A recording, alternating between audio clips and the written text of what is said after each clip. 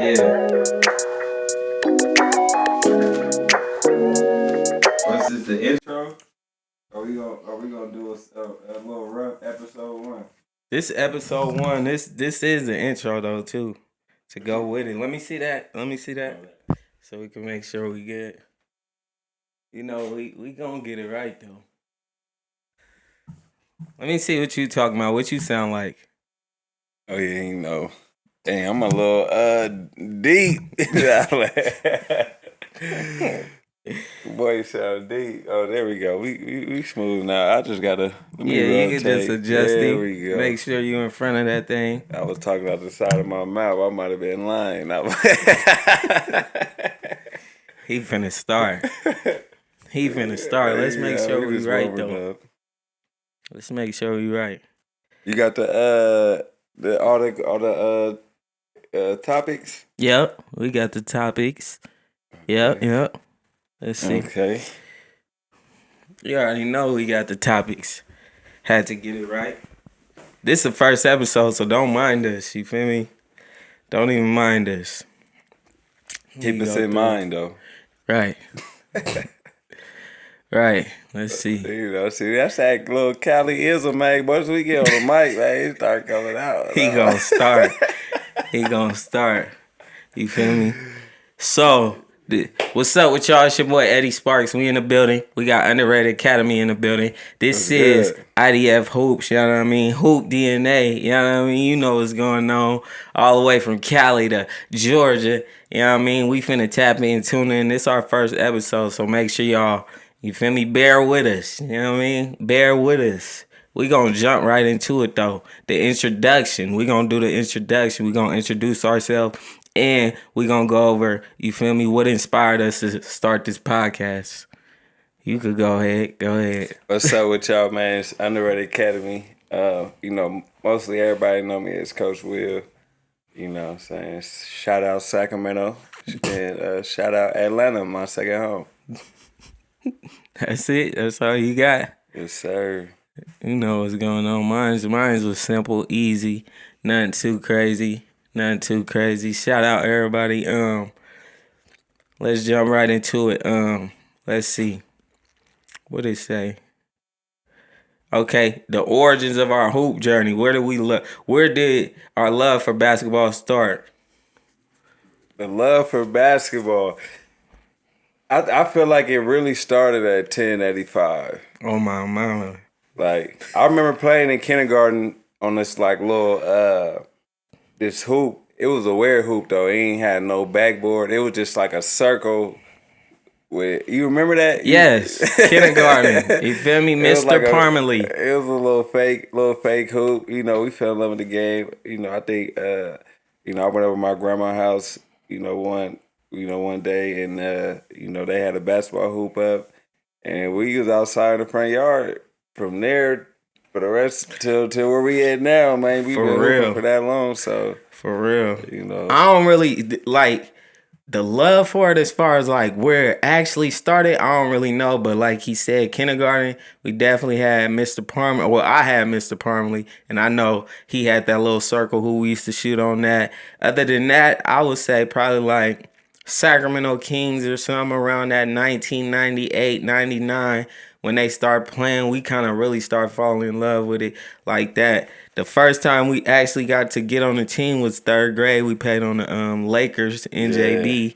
You feel me? I thought I was Derek Fisher. I was number 2. Man, I used to just be smiling on the court. I was so trash. Hey, he'd do a fast break layup with a smile and blow that muff. Blow the layup. Every time. He blow the layup every time. Hey, you know what's funny too? I was training one of my younger guys, Lil G. He 8 years old, and we was in the workout. He was like, I was better than you when you was 8.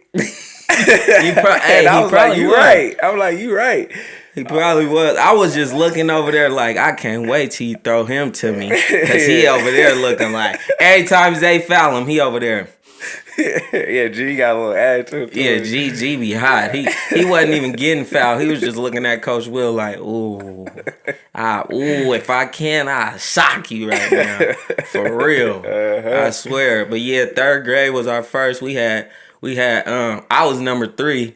I must have been Keon George. Y'all remember Keon George? Devin George. Yeah, Devin George. On the Lakers. Yeah, Devin George. Devin George. And then I forgot who had number 8. You know, it was Kobe. Rashad. Yes. Rashad. The big. He was a big. He really was like Shaq. He looked like a reclass for us in the third grade. Facts. He definitely looked like a reclass. Rashad, we was in third grade. Rashad had to been already like 5 foot, bro. No, for real. Shooting grade. All the shots. He used to get on my nerve for real. And we played against third grade. We played against Josiah Turner. You feel me? One of the best point guards out of Sacramento. You had Chase Tapley in that league.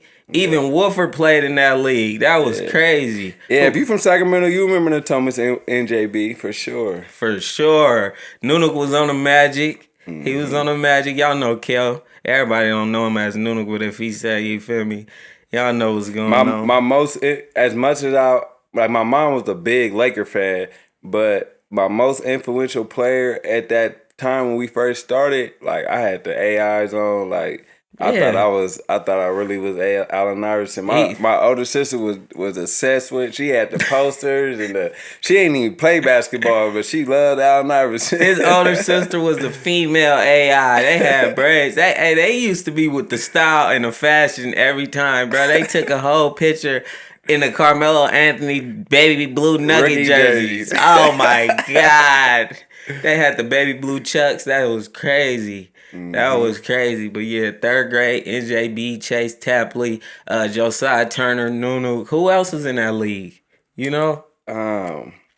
Josiah's sister, Josiah's sister was fire. Chili and them played. Chili and Clifford. Oh, Clifford played? They was on the Bulls. Did what's the name of them play? Did Terry Shine and them play? What was his brother name? You remember his brother? Gray. Yeah, he might have been on the Spurs. He might have played with. He was Diamond age though. I don't remember Diamond playing with us. I don't know. I think Gray was out there though. Oh no, he might have been. He had to. Yeah, he might. Him and Chase might be right there. I think they're the same age. Chase Tapley. Yeah. Oh God. That's cool though. Josiah should have been playing up, bro. Josiah should have been playing up. He was out there cooking us. Yeah, he beat us in the championship. Broke my heart, bro. The championship game. You see, we made it though. Stop playing with us. It turned me up though because that next year, 4th grade, I went crazy. I don't even think I lost a game in 4th grade. We actually moved to North Highlands. Yeah, because y'all had reclasses and cheaters on y'all team. Nah, we ain't had no reclass. I was playing. They ain't have reclass. I was playing on, because of my age too, I always been like young. Like, I graduated when I was 17. So I played on my younger sister, which was a year younger than me. Rest in peace, Raquel. I played on my team and I played on my older brother and older sister team. But when I was in 4th grade, like I said, we moved to Highlands and I went crazy. Like I was playing for Foothill NJB at that point, and that's when I really was turning up. I remember the high school coach from Foothill was like, "You come here when you in high school, you start as a freshman." Like he was trying to recruit. I was like in 4th grade, he was trying to recruit me. 4th grade, you see how they be trying to get you at a young age? Crazy. I was going crazy. I played with Shaq Thompson though. You know, he played for the Carolina Panthers. One of my good friends, you know, rest in peace to his mom too. You remember your coaches on that team? I can't remember their name. That's crazy. I can't. I remember it was one of our players' dad, so he was real cool. That's the other thing too. You know, I was blessed to have a lot of great coaches in my basketball career. For sure. Diamond definitely influenced us too. He was hooping all the way up until he got to the 8th grade, and then he just stopped. I think that was a big influence for us too. I remember I stayed the night at his house. Granny let us stay the night at his house. he wasn't at the house. He had a game. He walked in the house. He had the jersey, the uniform on, everything. I'm like, oh, he cold. Yeah. Felt like he just got back from a league game or something. Yeah. You know, it was different back then too because it wasn't, you know, there was no social media. So like if you really was raw, like the streets, like the community, the neighborhood, like they really spoke about you. So you were always here, like, you know, through this, you know, through those type of channels of like who really was like that, you know what I mean, at those younger ages, who really was, you know, going crazy like that. Right. I do got a question. What you feel like the impact of, you feel me, our environments help shape this in basketball? Man, I feel like basketball really was like my biggest molding tool for, you know, who I am, you know what I mean, just as an individual. It taught me to give back. You know, we did a lot of giving back with Coach Denard and Bobby Jackson and stuff. Right. At Coach Hen too. We Coach could say Hen. that. Them a few of them, you know, what was we doing? The car washes. Yeah. We had to, you know, raise our own money. You know, we just put in a lot of work. You know what I'm saying? We just put in a lot of work, and you know, it again, just be having a lot of good coaches, you know, to just help set that foundation for you. You know, I was a little hothead. I was a hard worker, but I was a hothead too. You know what I'm saying? So I ain't gonna make it just seem like I was always just the easiest, you know, player to coach. You know, because I could have like attitude at times, but you know that most of that was like from middle school and under, when I was like a little bit more like, you know, kind of moody. But you know, once I got into high school, you know, I don't think none of my coaches would say like, you know, this player wasn't really coachable or nothing like that. Right. I think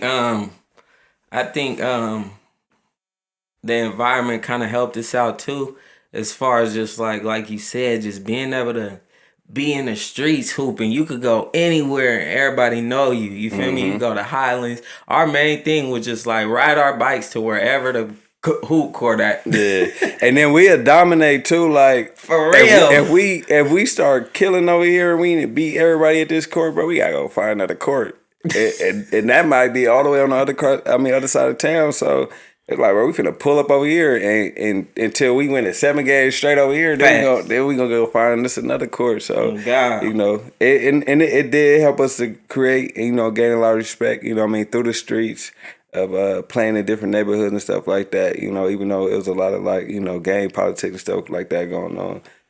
You know, we was able to you know, get love from you know, a lot of different individuals from different sides of the city. Right. Definitely. All right, we're gonna move out of that and go into, you feel me, the foundation of IDF Hoops, Skills and Harmony, and Underrated Academy. You know, what is IDF Hoops and how did it start?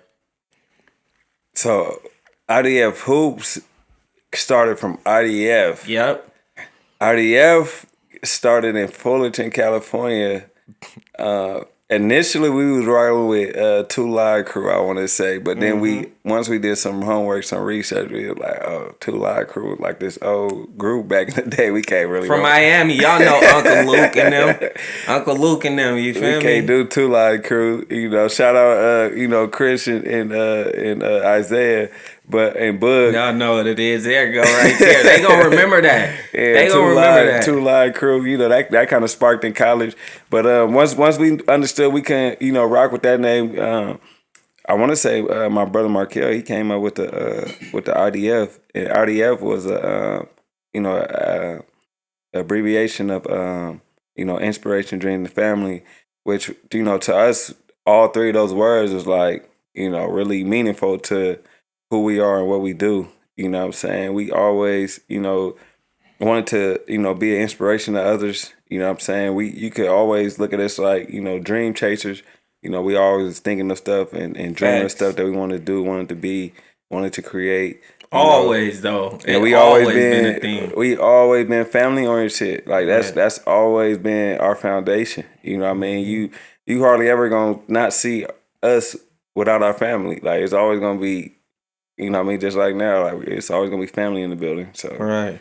So that's kind of been our foundation. Yeah, I remember when Nunu, he was like, it was the morning that he figured out the name IDF. He was like, man, I went to sleep. I ended up praying on it. He said, I woke up. I opened my phone and it was something like Inspiration Dreams. It was like on the news thing. It was like that's when I came up with it, IDF, and then ever since then we kind of been rocking with it. Even like when we came back from Fullerton, we was playing basketball, but we didn't have no goal in basketball. So we was kind of more focused like on the creative and trying to figure out other things. A lot of music intertwined to it. Music and basketball always been like a strong connection for us. And IDF really was established before Underrated technically as a brand. Like we had the IDF shirts and stuff kind of like already being printed up and stuff like that. So I would say IDF Hoops and Underrated Academy really didn't come into like full fruition until like got out here to Georgia. But the Underrated Academy name kind of came from Coach Denard inspired the underrated part, which was he used to tell me like you probably the most underrated guard in Sacramento. And I just kind of took that and wore it like as a chip on my shoulder, or like a badge of honor on my shoulder. And the academy part came from when I went to Fullerton College my freshman year. Me and Chris Nelson, he actually from Atlanta. We created a strong bond out there, and we used to be in the lab all the time, like all the time. You know what I'm saying? And he's one of the first players. I was like, bro, like I understood, like, bro, better than me, like for real, like he really better than me, but he don't got no handles. Like he ain't really got no like. Me being a street ball player, me growing up in California, and me just being around a lot of like, ball handling, like coaching and stuff like that. Like I always had like a crazy kind of like wiggle to me, and I'm like, dang, if bro get some handles to him, bro be unstoppable. Like his jump shot was already kind of crazy, and I just really kind of helped him just tune and sharpen up a lot of his game. And he trusted me as a younger player. I must have been like, I was 18 at the time. He was, I think I want to say Chris was like 21, and he was taking advice from me. He was letting me lead the workouts. You know what I mean? He was really listening to me. You know what I mean? And he was leading the state in scoring, halfway through the season. So, obviously the work, was working. And, he started pushing the issue. Like, we'd be getting out of practice. We'd be in the huddle. He'd be like, man, y'all need to come get in the lab with Will, bruh. Like, y'all need to come get in the lab. Will gonna get us right. You know what I mean? If we win the state championship this year, it's gonna be because of Will. Like, you know what I mean? So I kind of just, understood I kind of had that aspect and impact, to be able to, impact the team a certain way, just pushing guys to be better, versions of themselves. And I always was a gym rat. So, and being able to study from my trainers like AD, you know what I mean? Coach Lowe, guys that helped me develop my game, just being able to study their workouts and memorize a lot of the workouts they put me through. Right. And then kind of take that and kind of, feed that into my teammates, right. And then, add my own little twist to it. So, like I said, we used to be in the gym a lot. And, I remember after one practice, Chris really ended up convincing the whole team to come into the gym, Cal State Fullerton. We went to Fullerton Junior College. So he convinced the whole team to come in there and get some work. And it was crazy because it's like, bro, I'm the youngest person on the team, and everybody in here listening to me. Everybody in here, following my lead. You know what I mean? So that was like big. That was like, that was a lot of respect at the same time. So, what I'm saying? Me and Chris, we kind of just came like, man, it's Underrated Academy. We just, kind of threw the name out there. And then we just kind of start, hashtagging it, on IG and stuff like that, and just playing around with it. But once I, got to Georgia and I finally got reconnected back to basketball, I'm like, that's when I hit you up. Like, bro, I need a logo. Mm-hmm. You know what I'm saying? I was seeing what Nip was doing with his marathon brand. Logo was terrible. Man, if I could show y'all, I'm going to try to show y'all the first logo. Yeah. It was just too much going on. Words, so like arrows, all types of stuff. It kind of looked like horns a little bit. Yeah. And everybody always said, like, that looked like a Transformer logo a little bit or whatever. You know what I'm saying? So, I kind of just took that and just kept, tweaking it, fine-tuning it to, it really became something. And I fully dived into training when I got out here. Somebody asked me to, train their son, and that was from there. It was like, all right, I'm gone. You feel me? So that's kind of where it started at. For sure. And now even like the underrated academy part, like how do the background of, you know, all those influences and people that you work with, how do that influence your training and developing athletes and people you work with? I think for me it's just really getting to know players. I think that may be like my stronger attribute. Like I think I take the time to get to really know the player, you know, as a person. You know what I mean? Understand their personality, understand they different attributes. You know, what motivate them. You know, what kind of, you know, piss them off a little bit. You know, sometimes you got piss players out to get them to go a little harder. I keep a player pissed off. That's my thing. Keep their ass frustrated, mad, and wanting to get me, because that's just gonna make them. That's gonna make them turn up. Yeah, they attack the workout a little bit. You know what I mean? A little bit more personally. So, you know, I think this, you know, like I said, taking that aspect of it, just being able to connect, and I don't know, just like, you know, part of it, just, you know, that a God gift of just being able to make people around you better. You know what I'm saying? So I think once they connect to my genuine care for who they are, then it's easy to push them. You know what I'm saying, at that point. And then, you know, outside of just being obsessed about basketball, that's just like me being super detail oriented, like trying to get them to master their footwork and technique and, you know, different little things like that. For sure. Okay. And even, okay, we went into the underrated and kind of the background of it. It's saying where Skills and Harmony come from and what's the vision behind creating Skills and Harmony? Man, Skills and Harmony came from too, of just having multiple brands at the same time without kind of forfeiting our brands, but create something where we could collaborate amongst each other and with others as well. Right. And, you know, just due to some, you know, circumstances, it kind of, you know, pushed us into a scenario where, you know, it made us become creative all over again. And, you know, the Skills and Harmony came from, again, we sitting in a room, you know, kind of similar like this, just going through a bunch of names. Like, all right, we want to make an umbrella brand for what we doing and whatnot. And it's like, you know, we went through a bunch of different names and stuff like that, you know what I mean, over the times. And, you know, again, I'm like,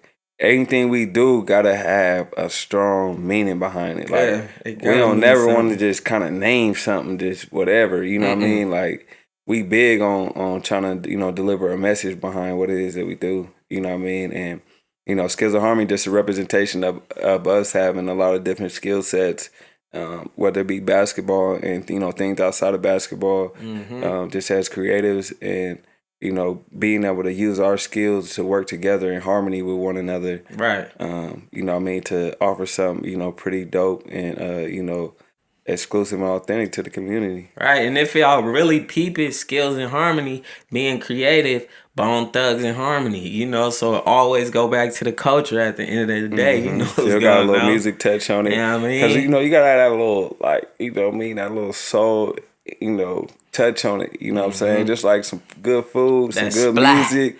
You feel me? We got some good training. You feel me? The training from the soul. So it hit a little different when it hit the soul. You know what I'm saying? Like that, when that food hit the soul, it tastes a little different. Oh, God. When that music hit your soul, you feel a little different. You vibe a little different with it. So the same thing. We try to, from a training aspect, you know what I mean, for the community, you know, we try to, you know, really, you know, impact, you know, souls, you know what I mean, and you know, really feed people's spirits in a positive manner. For sure. And make sure y'all go tap in and tune in. Y'all see what we got on. We got on Skills and Harmony right now. We finna go ahead and plug it. www.skillsandharmony.com. Go get y'all shirt. Go get y'all hat. We got the icon. You go know get what y'all need, man. Go get what y'all need, man. We gon' merge into the AAU scene. You feel me? The AAU scene. AAU basketball landscape. Then versus now. Our experience playing AAU basketball growing up. What is it? What's your experience? What's my experience? My experience, I ain't have a lot of experience, but the experience I had, I went crazy in it. Just know that. You feel me? I got to do a lot of things. You know I played AAU, but I didn't play AAU like kids play AAU today. Man. Like, they play AAU way more. They play AAU way, like, younger. You know, it's like a year-round kind of concept for them. AAU was just like, maybe 3-4 months for us back then. It wasn't a big window. It wasn't a lot of tournaments.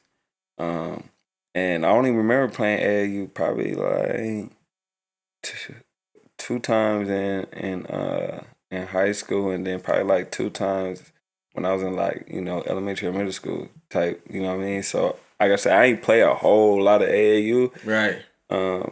And that didn't stop me for getting to where I need to get to, but again, we just in different times and stuff like that right now. So right, that kind of make a difference on it. Right. I was just telling my girl about just the basketball experience. I was like, even though we didn't get to play a lot of basketball when we was young, that didn't make us leave a basketball court and go into the streets, Like whether or not we was playing the game or we had practice or whatever, we still would be outside for 6 hours straight or going here to go hoop and going there to go hoop. If you kind of look at the peers and the people around you, they took that idle time and did something different with it. So I be thinking about that. It's like, you really got to love the game to be able to just, even though you're not in the midst of real game action and live action traveling and all this, you still honing in on your skills and getting better, and you were wanting to be better and all that. So we was going to get up shots. Like we had an understanding of working out. Our workouts may not always been super structured, but we used to figure out how to push each other.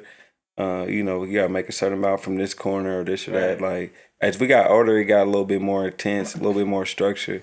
But we just hooped a lot. But a lot of that helped us have a certain feel for the game. Yeah. You know what I mean? Like, a lot of people be talking about pace and stuff like that, but it's like, bro, a lot of that came from playing outside, where we had the freedom to just test a lot of stuff out. You know what I mean? Ain't nobody gonna snatch you off the court. You know what I mean? When you hooping at the park, ain't no coach on the sideline. So, you know what I mean? If you try something crazy, you ain't gonna. It ain't no real consequences for it. I feel like that's where the confidence came from. As far as like with me, it was like, bruh, me not consciously thinking about it, but in the back of my head, I was on some like, bruh, I be working on this stuff. That's why when I was a freshman and I used to go to the court and I used to throw something up and one, and it used to go in. It used to be like, bruh, I used to think I was D-Wade when I was younger. You feel me? I do this at the park all the time. All the time. Like even Rajon Rondo, little fake behind the back pass. Like, bruh, I'm at the park doing that move, hitting it on everybody.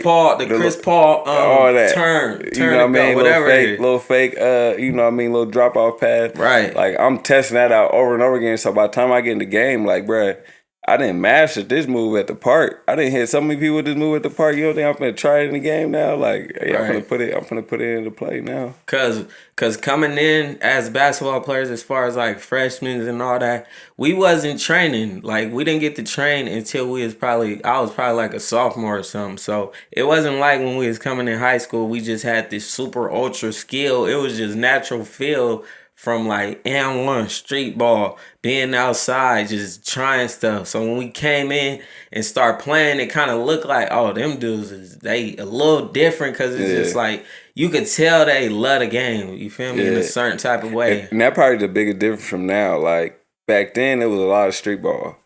And it's not a lot of street ball going on in today's time. It's a lot of AAU going on. We didn't have a lot of AAU. It wasn't a lot of AAU teams. You really have to be good to actually make an AAU team. It wasn't like somebody, dad would be mad because their kid didn't make a team, so you been gonna make a team. Like you didn't have a lot of that, kind of going on. So we really had to be what you really was at that point in time. And even again, just even when they speak on like reclass and stuff like that. But it's like for me, like I used to hoop my brother a lot. He was older than me, so playing with him and his friends, stuff like that. Like I always played with people that was older than me. So by the time I got to be a sophomore in high school, I was starting as a guard as a freshman. You know what I'm saying, on varsity. So and I didn't feel out of place. You know what I'm saying? Like I've been playing against people older than me, so it wasn't nothing unfamiliar to me. You know what I'm saying? I felt like I was mature enough to handle that responsibility. Right. And in them 4 years you say you played 2 in elementary, 2 in high school. Who was the best teams during them times that you played? The two best teams I could just really pinpoint out would be the Oakland Rebels, which is still one of the top premier programs out of Northern California, and the Compton Magic, which is again that's another premier program out of Southern California. And Oakland Rebels like our rivals, Sac and the Bay like right there. So we used to really go at it. And them games used to be intense from the parents in the crowd, to the coaches, coaching against each other, to the players playing against each other. Like it used to feel like we was going to war with each other anytime we kind of matched up with them. Right. And they was known for pressing and doing, they just that style of basketball that just gonna make you or break you. Right. You know what I'm saying? And I was blessed to play with PHPS. We was one of the top teams in California that year. We beat Compton Magic, in their own tournament. And, that was big. They had, a lot of top players in the nation at that time. Y'all remember Gabe York, Dumb Bouncy? Yeah. Y'all remember they had him. They had a few more little guards over there. They had Armstead from SAC, which he went to the NFL and doing great in the league. Man, they had some guys over there for sure. Yeah. For sure. I think my best experience AAU was able to play Spirit of the North. Who calling me? Oh, that's you. Yeah, we played Spirit of the North or whatever. Was it Spirit of the North? With Bobby? Who's Bobby again? Bobby was Spirit, right? Yeah, it was Spirit. Yeah, he just couldn't coach, but we played for them. He took us to LA. That was a great experience. Then I got to play in the Pangos All-American camp, which was dope, super dope. Basically, I was on Team PHPS like Will was, but it was just more so just the camp version of it. They had three tiers that you could make it to within the camp. I made it to the second tier, and then everybody, most of all the other players on the team made it to the first tier because they was like top guys. You had Sean Kelly. I'm throwing crazy oops to him. I'm talking about crazy oops. Right. Oh my God, that probably when you got players like that on your team, bro, it's so much more fun than just your average basketball. And then we was so street ball oriented. I remember I was on the left side, and me and Sean just had like an eye contact. I just tossed it up. Phew, tossed it. He caught that thing, boomed it, bro. Boomed it. But when I was playing with PHPS, I got to play with Sean. And, it's different when you playing with athletic guys like that. Because me getting in the paint and downhill was like too easy. So when guys are stepping up, my God. I'm setting people up to get dunked on. Because I know I'm going to get them off their feet and I'm going to drop the ball right over their head. Here he come, boom. And that really was our role. We wasn't the guys out there able to go off and do all that because I wasn't scoring like 20, especially in high school. And I wasn't going crazy like that at AAU. I actually was coming off the bench in AAU for the team I played on. And I was like considered like an unsigned senior when I played with them. Like I was playing with a bunch of, it was like two or three other seniors, and then the rest of the guys was like some juniors, and then like two sophomores from Sheldon. But that was tough though. You know what I'm saying? That was hoping, and it was all respect. Like bro, even me being an older dude, like I ain't had no envy or nothing. Do you know what I mean? Towards the younger guys, and nothing. Like bro, I just wanted us to win. You feel me? So I'm just trying to impact the team the best way I could, and you know what I mean, just playing hard and playing my game. Like you know what I'm saying? Like I could get in where I fit in. I ain't tripping. Right, and even just Denard putting us in those positions of just being able to play around those guys, it's a blessing when you look back at it because it was like for sure. We got exposed to a lot of stuff, even the merchant stuff. Like Denard opened our eyes up to a lot of stuff. You feel me? A lot of stuff. Just nothing that we doing, business owner, all that. It's nothing that we haven't been exposed to an extent. You know what I mean? We've been exposed to training. We've been exposed to coaching. We've been exposed to entrepreneurship. You know what I mean? Just so all those different, aspects, you know what I mean? Giving back, you know what I mean? Just, being spiritually inclined, just having a purpose, like all that stuff kind of been instilled in us. And, you know what I mean? We had, great examples to kind of go off of. So, it just got to the point where we're, it was on us to kind of create something for our own at that point. For real. All right, we're going to get back into the AAU scene and just What's the difference? How AAU changed over the years as far as the exposure, competition, and recruitment? I don't know. For me, I don't really be liking where the game be at because I feel like a lot of coaches kind of get away with being recruiters versus being coaches.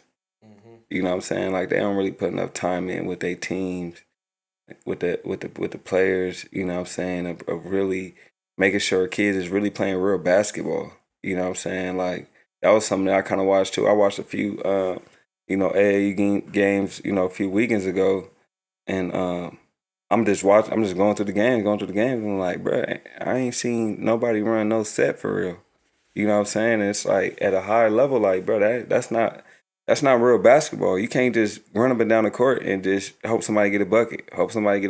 You know what I mean? Like, so that's why I'm like, a lot of coaches been able to, you know, put themselves in position, you know what I mean, to be considered, top programs and stuff like that. But to me, it's like, y'all just really good at finding a lot of good talent and kind of bringing it together. And sometimes it work, and for the most part, it don't. It don't work, and nor do it develops a lot of these kids' game, you know what I mean, to really learn and know how to play the game the right way, you know what I mean? So that's where you get a lot of that overseas and, US, USA comparison of like, you know what I mean, why they feel like a lot of the, Euro players, be a little bit more fundamentally sound and this and that. And, we just buy into a lot of the hype and entertainment, you know what I'm saying, which is, just crazy to me because a lot of that stuff just really don't be necessary. And it be more pay to play. Like it's not more like scout and we gonna bring you in. It's more like you pay this fee, you could get in here. And it's like that don't make it elite because it's like the weakest person can pay for a tournament or a camp or whatever. Right, and we leave up out of their rank. Right. You know what I'm saying? But it's like, come on now. That's not even real, and that's to me that's not even dope. I'm glad that I got a good group of parents that don't buy into any of that. Mm-hmm. You know what I'm saying? They allow me to put their kids through, a real process of being developed, not chasing camps and rankings and this and that. You know what I'm saying? Which a lot of that, especially on the middle school level, it don't really hold no weight. You know what I'm saying? Nor a lot of the times it can mess up a lot of these kids' potential. A lot of kids do got a lot of potential, but you got to think everybody not made to have a lot of hype behind them because everybody can't carry that hype the same way. So what I'm saying is that could throw a kid process off because it could cause a lot of complacency in their development where it's times where they should be going hard and they should be, feeling like they got a chip on their shoulder and they got a lot more to prove. But because y'all telling them that they the number one player in the state or, this ranked number 10 in the nation or this or that, you know what I'm saying? They don't feel the need to go hard anymore. You don't see them playing hard game after game. You don't see them in a process of training going hard each time they hit the gym floor. You know what I'm saying? So for me, it's like, man, we're going to try to keep our kids, humble and realistic. You know what I mean? We're going to keep them in a reality perspective and just